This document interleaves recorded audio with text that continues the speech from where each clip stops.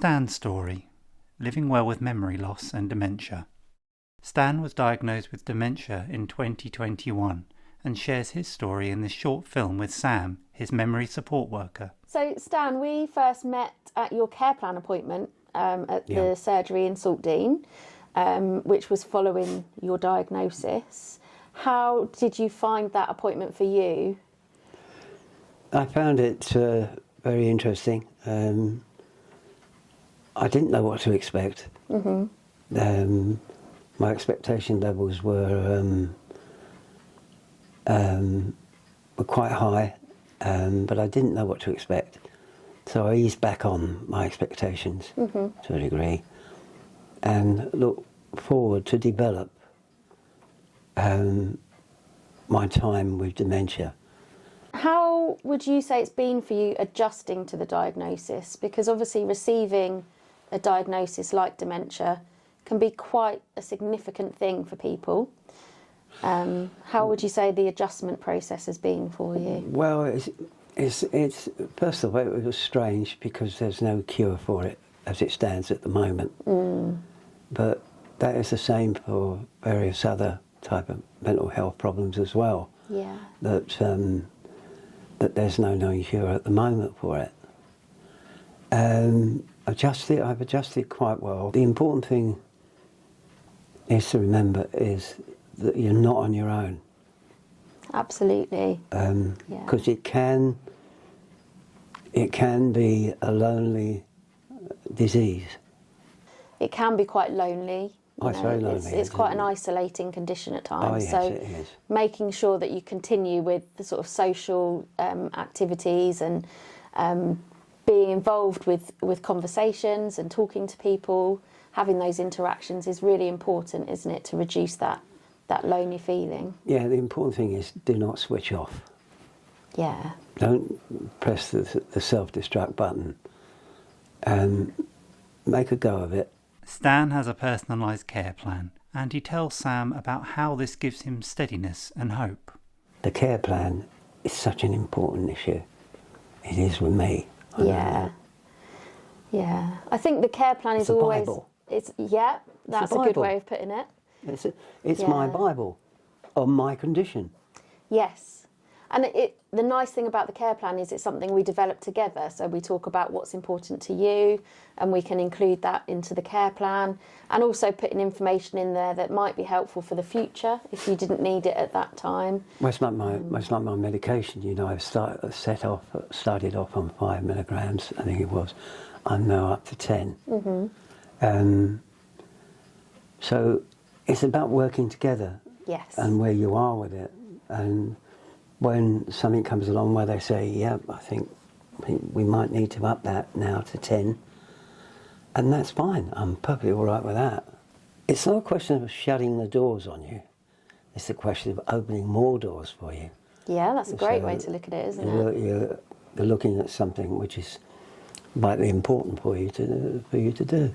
Yeah, because I know when we had that appointment, it was quite clear that for you, it was important to share your experiences and be involved in helping other people to get the right support as well. So, yeah, I think I agree with that, Sam. I totally agree with you on that. I think people should get the support they can, and you give that support to people.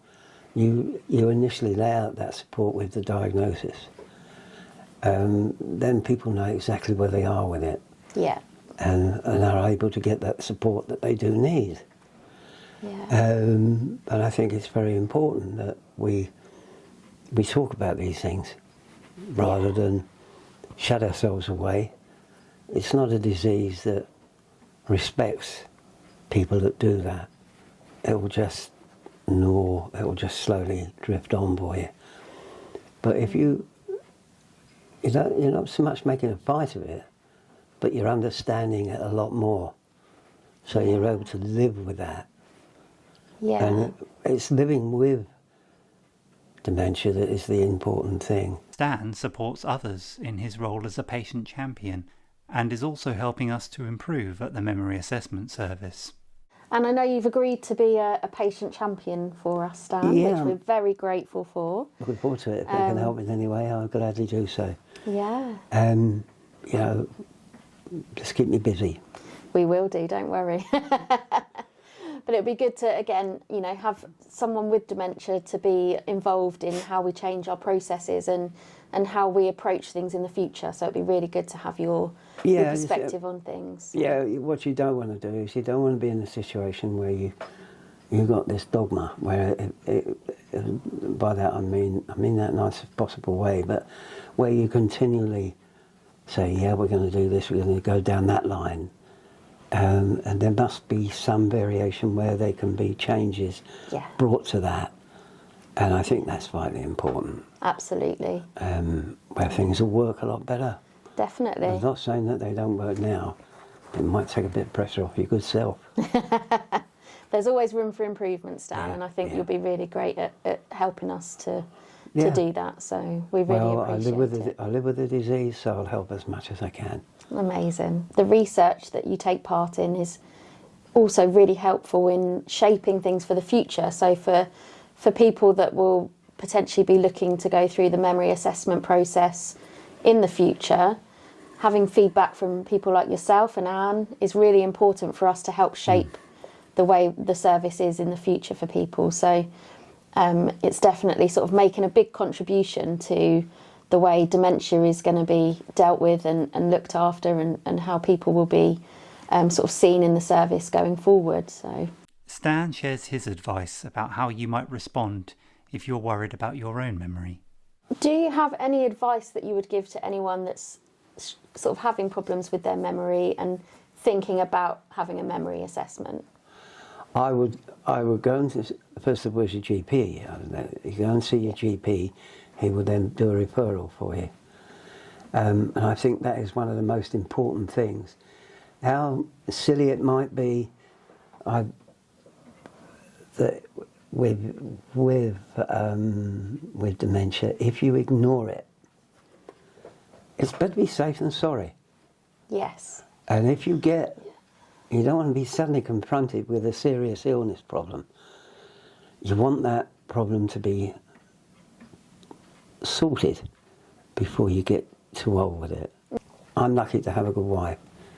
We've been married, 53 years now. It's 54 years coming up in June the 14th. And she's there, and she's able to keep a very close eye on me. And when I've been overdoing it, she said, "Whoa, slow down." Yeah. And she's very good that way, and she's very good all round. If you are on your own, try and find some dementia group or somewhere like that where you can be a part of something. Yes. Rather than be in a situation where you're on your own. Loneliness is terrible.